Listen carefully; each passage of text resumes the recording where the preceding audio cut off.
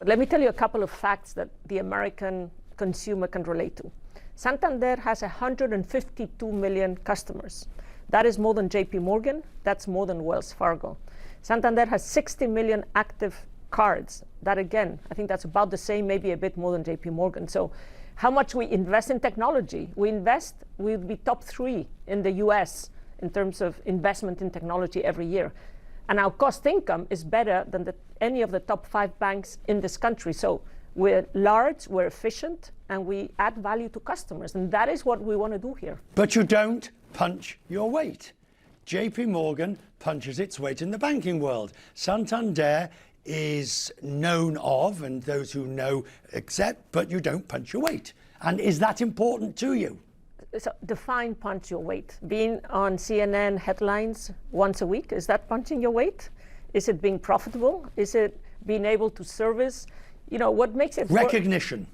Recognition, you know, we've been voted one of the best banks in the world in sustainability. We are top in the world in terms of climate finance, renewable finance. To me, that is more than enough. By the way, very, very highly ranked in terms of being the best place to work. Today, it's all about talent. We get great talent in the bank. So I think that is really what we're aiming for.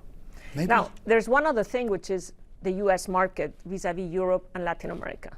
The US is the best banking market in the world. And that is why, for me and for Santander, being successful in the US is incredibly important, because it's large, it grows, it's profitable, and that is really where you want to be. And that is the difference between, you know, JP Morgan, American banks, and us, is that they're very big in the biggest market in the world.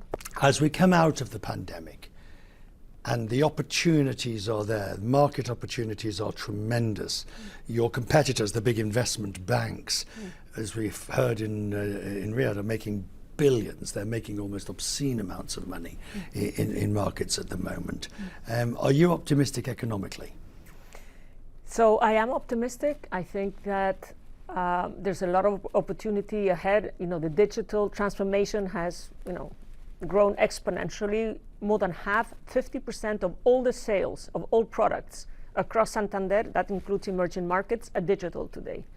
That is 10 points more than 18 months ago. So I think, you know, the right use of digital and combining that with the in-person model that we have is unbeatable, because people still want to talk to people. And if we can do better for customers by combining digital with personal relationships, to me, that is the model that at least Santander is going to follow. Bitcoin and cyber. I don't own Bitcoin. You don't? No, I don't believe in it, but I believe in the technology behind it. So we have been the first bank in the world to issue an end-to-end bond on the blockchain, and we've done that for ourselves and now for our customers. So I absolutely believe in the stable coin and the central bank digital currencies. That is going to happen. But you know, the Bitcoin, and I think currencies need somebody to stand up for them. And I think that is how the system works. And so, you know, I don't believe in the Jamie Dimon. But will Santander facilitate those who do want it? We are about to facilitate it, yes, because our customers want to invest, and so they let them. Of course, yeah. But through ETFs, and so we're not going to be sort of leading the way there, but if our customers ask for it, we're actually about to be able, you can come to Santander and buy a Bitcoin ETF. As we come out of COVID, I understand each bank will do its own things, but what's your philosophy on things like work from home?